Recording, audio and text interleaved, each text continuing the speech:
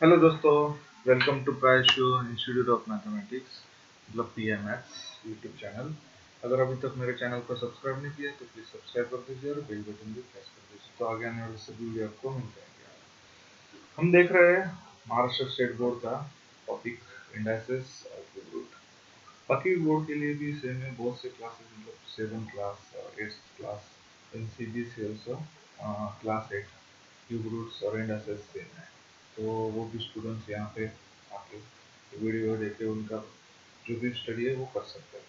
तो चलिए इस वीडियो में हम कवर करने वाले हैं meanings of numbers with rational indices. जो भी इंडाइसेस है रैशनल नंबर्स है तो उसका मीनिंग्स, उसका लॉ और उसका जो भी कुछ मल्टीप्लिकेशन आएगा मतलब क्यूब्स या तो स्क्वेयर्स या फिर क्यूब रूट और स्क्वेयर रूट, उसको कैसे फाइंड आउट करेंगे। ये कुछ बेसिक्स जो चैप्टर्स में दिए हैं उसके कॉन्सेप्ट्स मैं यहाँ पे क्लियर करने वाला। तो सबसे पहले अगर आपके पास बुक्स है तो बुक्स भी ओपन करके आप देख सकते हैं।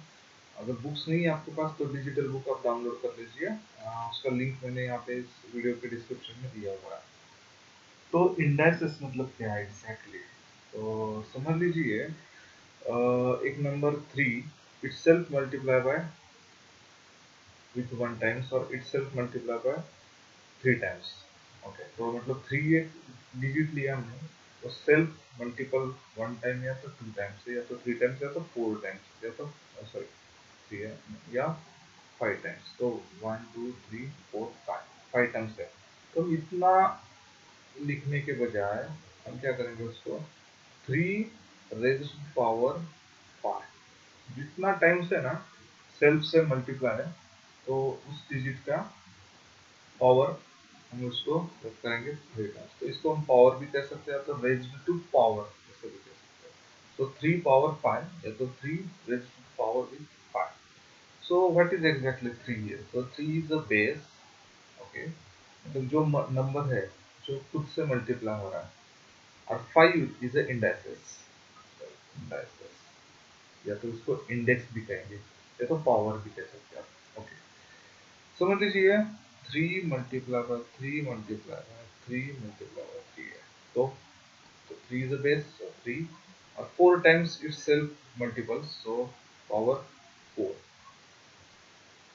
अगर समझ लीजिए कोई भी नंबर लीजिए 15 मल्टीप्लाई बाय 15 मल्टीप्लाई बाय 15 तो क्या आएगा 15 रेज टू पावर 3 क्योंकि 3 टाइम्स वो खुद से मल्टीपल है। तो ये है आपका मेन इंडाइसेस मतलब इंडेक्स। ये जो इंडेक्स है पावर और ये बेस है।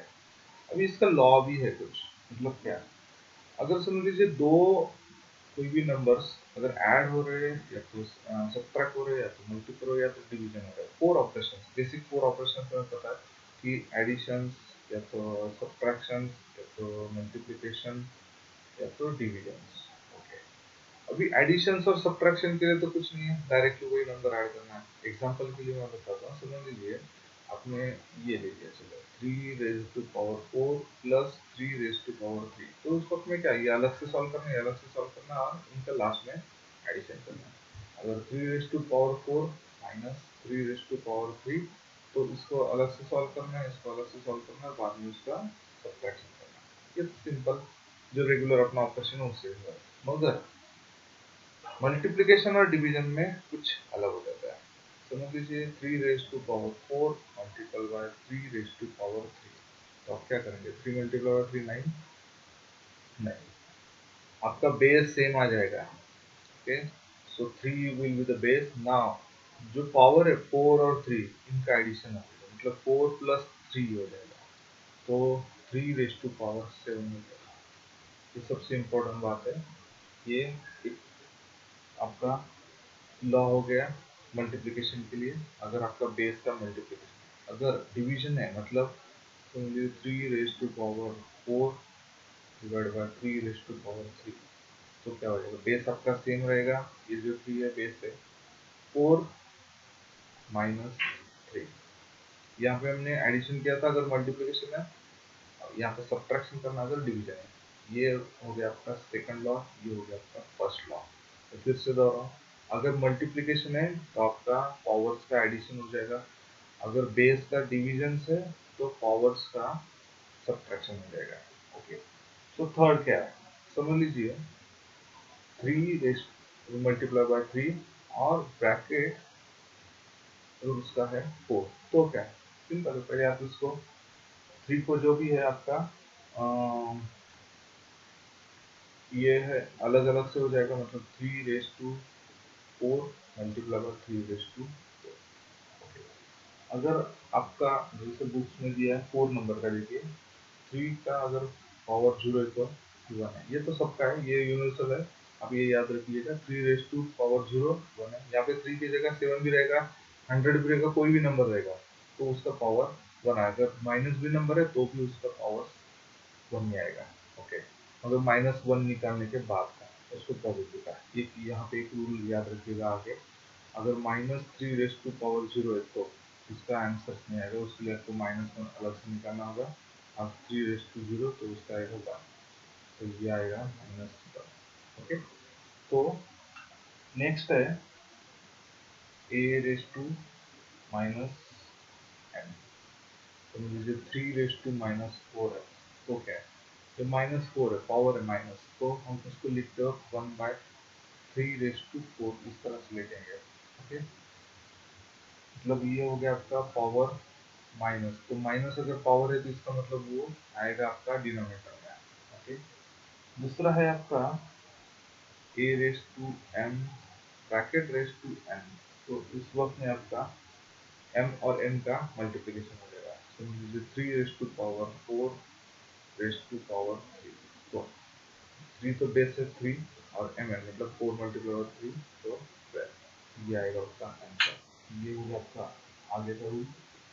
और भी है इसमें 7 नंबर का, आप देख सकते हैं कि a रेस आई बी, मैं ये लिख रहा हूँ क्योंकि जिनके पास बुक्स नहीं उनको पता चलना चाहिए, इसलिए मैं लिख रहा हूँ a/b race to power n, तो उस वक्त में भी सेम जैसे मल्टीप्लिकेशन में हमने अलग अलग से कर दिए थे यहाँ पे, तो सेम वैसा भी है a raise to power m divided by b raise to power n।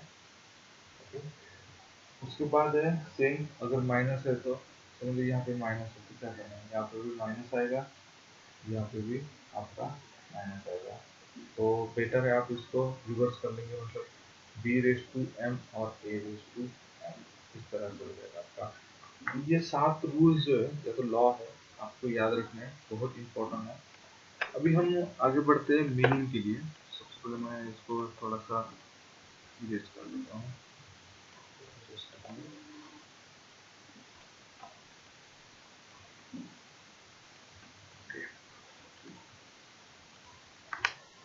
तो आगे हम देखेंगे मीनिंग। मैंने आपको बेसिक लॉ और इंडेक्सेस, इंडेक्स, पावर्स ये बताया। अभी है अपना main meaning of the numbers. समझ लीजिए कोई भी नंबर्स पावर में, सबसे इम्पोर्टेंट बात है आपका रैशनल नंबर ही पावर में होना चाहिए, वेरी वेरी इंपॉर्टेंट। अगर समझ लीजिए रैशनल नंबर्स मतलब जिसका डिनोमिनेटर नॉन जीरो नंबर है। ओके, मतलब हम जिसको p बाय q कह सकते हैं, p is a rational number, q should not be zero, ये कंडीशन है, तो p अपना rational number p by q। Okay, तो जो भी इंडेक्सेस है रैशनल नंबर्स के, उसको हम कैसे लिख सकते हैं, तो उसको डिनोशन भी कर सकते हैं। जैसे कि अभी समझ लीजिए 4 रेस टू 2 है, तो हम उसको, और 4 रेस टू क्यूब है, तो 4 रेस टू 4 है, तो 4 रेस टू 5 है। चलिए हम ये 4 एग्जाम्पल देते हैं। तो इसको लिखते वक्त आप 4 रेस टू 2 या तो हम कहेंगे 4 स्क्वायर, 4 क्यूब होंगे, यहाँ पे अभी 4 और आगे के कोई भी नंबर अगर पावर्स में है तो हम डायरेक्टली इसको 4 इन द पावर 4 या तो 4 टू द पावर 5 ऐसा लिख बोलेंगे, तो 4 रेस टू 5। मगर ये जो दो कंडीशन है इसके लिए हम स्क्वायर और क्यूब हम यूज कर सकते हैं। अभी समझ लीजिए इसका स्क्वायर है 16 और इसका क्यूब है 64। अगर इनका रिवर्स ले हमें, मतलब बेस नंबर निकालना है, तो हम कैसा करेंगे, 64 क्यूब रूट निकालना है, तो उसको कुछ इंडिकेशन है इस तरह से। अगर 16 का स्क्वायर रूट निकालना है तो हम उसको ऐसे, या फिर 2 भी लिख सकते हैं, नहीं लिख दिया तो भी चलेगा। अगर नहीं लिखेंगे तो समझ में आएगा कि दैट्स द स्क्वायर रूट, अगर लिखेंगे तो भी चल सकता है, मगर ज़्यादातर से नहीं लिखा तो अंडरस्टैंड है। अगर लिखेंगे आप और बाकी के नंबर के लिए आपको इस तरह से लिखना है, मतलब रेस टू 4 और होगा। तो ये हो गया आपका स्क्वायर रूट, ये आपका स्क्वायर, और ये आपका स्क्वायर रूट, वैसे ये आपका क्यूब, और ये आपका क्यूब रूट, ये यहाँ पे ये क्यूब रूट है। तो ये हो गया आपका इंडिकेशन, मतलब इंडिकेट कैसे किस हिसाब से करते हैं उसका। उसको और भी दूसरे तरीके से भी इसको हम लिख सकते हैं 64 रेज़ टू 1/3। ये भी आप उसको भी इस तरह से भी लिख सकते हैं, मतलब इसका मतलब ये है कि उसका क्यूब रूट निकालना है। क्यूब रूट, रूट मतलब क्या रहता है कि बेसिक चीज है जो, जैसे कि पेड़ के रूट्स है जो अंदर रहता है, तो उसी का एक मीनिंग है कि उसको रूट हम निकालते हैं। जो सिक्स सॉरी यहाँ पे 64 का क्यूब रूट, रूट क्या है, तो इसका बेस है 4 है, तो ये हमें नंबर निकालना है, इसीलिए इसको मीनिंग के लिए कॉलिंग रहता है कि रूट्स। तो फिर वो क्यूब रूट हो गया या तो स्क्वायर रूट हो गया, तो काफी इंफॉर्मेशन सही जा रहा है। ओके, आगे मैंने जैसा भी क्यूब और क्यूब रूट का बताया, कुछ एग्जांपल भी अपने बुक्स में दिए, आप वो सॉल्व कर सकते हैं।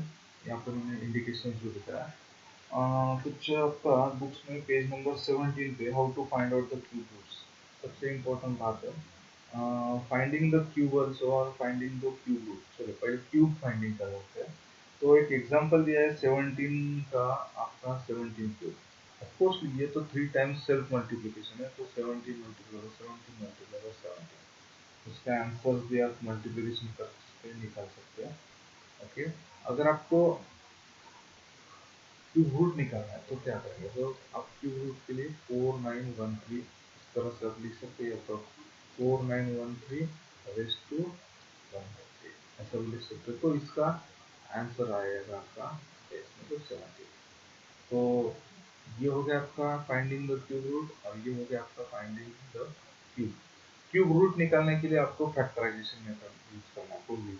एग्जांपल्स आपके पेज नंबर 17 पे भी दिया है 216 का, तो उसका फैक्टराइजेशन निकाल लिया, 2 multiply by 2 multiply by 2 multiply by 3 multiply by 3 multiply by 3।